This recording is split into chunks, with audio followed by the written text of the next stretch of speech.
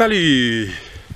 Avec les Jeux olympiques qui ont lieu en France cet été et avec la situation politique chaotique qui a été déclenchée par la dissolution de l'Assemblée nationale et les sélections législatives précipitées, la menace terroriste en France est à son état d'alerte maximale.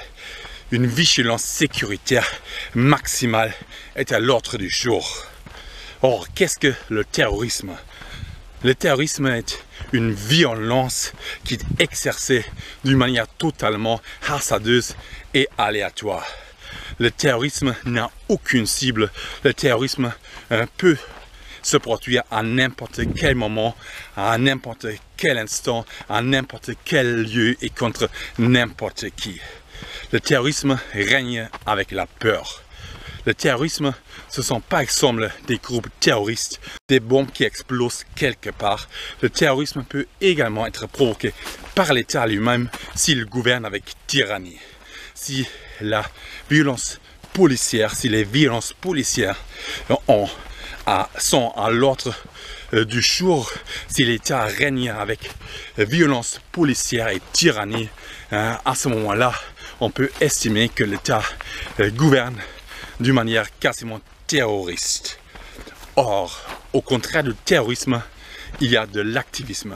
L'activisme est extrêmement ponctuel et ciblé. L'activisme n'est aucunement hasardeuse et donc aucunement terroriste. L'activisme est extrêmement ciblé. L'activisme, ce sont par exemple des manifestations, des happenings. L'activisme, ce sont par exemple des libérations des animaux, des abattoirs. L'activisme, c'est par exemple des sabotages. L'activisme est extrêmement ciblé et ponctuel. Or, depuis les Baseballschlägerjahre des années 90 d'Allemagne de l'Est, l'extrême droite s'est extrêmement bien organisée à l'échelle de l'Europe et de l'Union européenne. Je pense notamment à la génération identitaire. Extrêmement, effectivement, la menace numéro 1, la menace terroriste numéro 1 est dans beaucoup de pays en Europe, la menace terroriste de l'extrême droite. En France, la menace terroriste numéro 1 est bien l'islamisme, mais la menace terroriste de l'extrême droite est la menace numéro 2 en France, une menace terroriste qui n'a pas à négliger.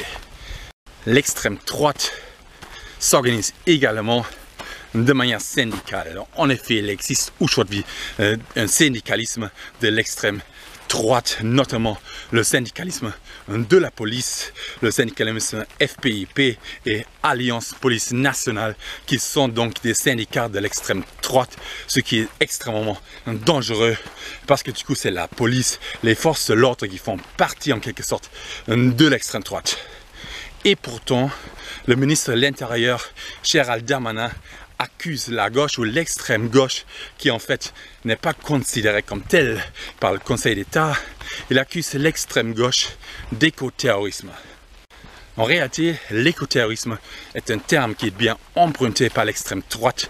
L'écoterrorisme n'existe pas, il n'y a aucune condamnation pour écoterrorisme jusqu'à ce jour. Effectivement, la gauche ou l'extrême gauche pratique bien l'activisme, mais aucunement le terrorisme. L'extrême gauche pratique l'activisme. L'activisme. Il n'a aucune condamnation pour écoterrorisme.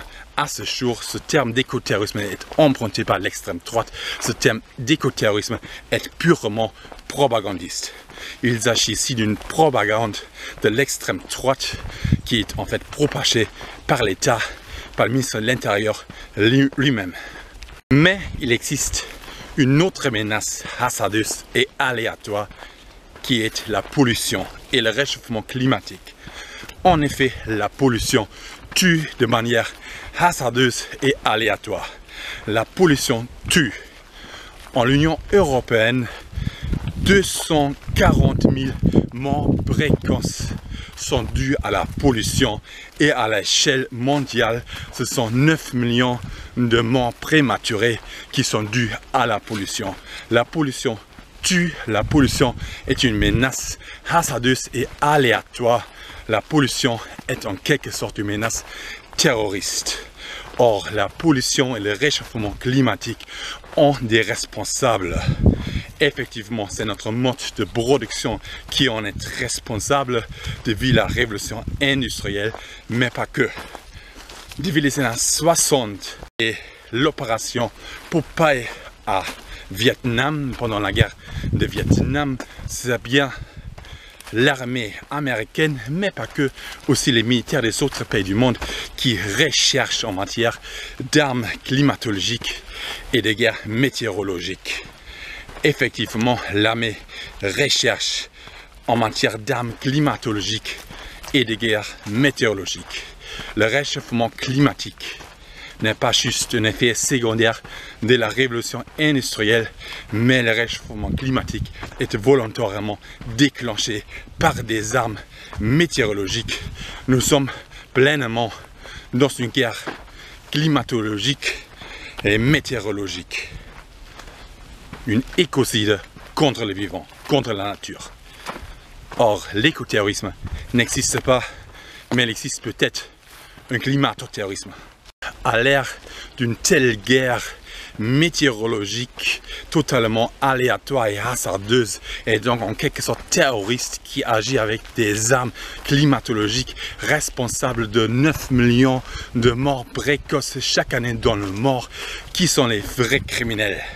Qui sont les vrais criminels? Quelques activistes de l'extrême gauche qui prennent soin de la nature, qui font quelques happenings, quelques sabotages et qui libèrent éventuellement des animaux des abattoirs ou qui prennent soin des sabres censés être abattus ou les autres.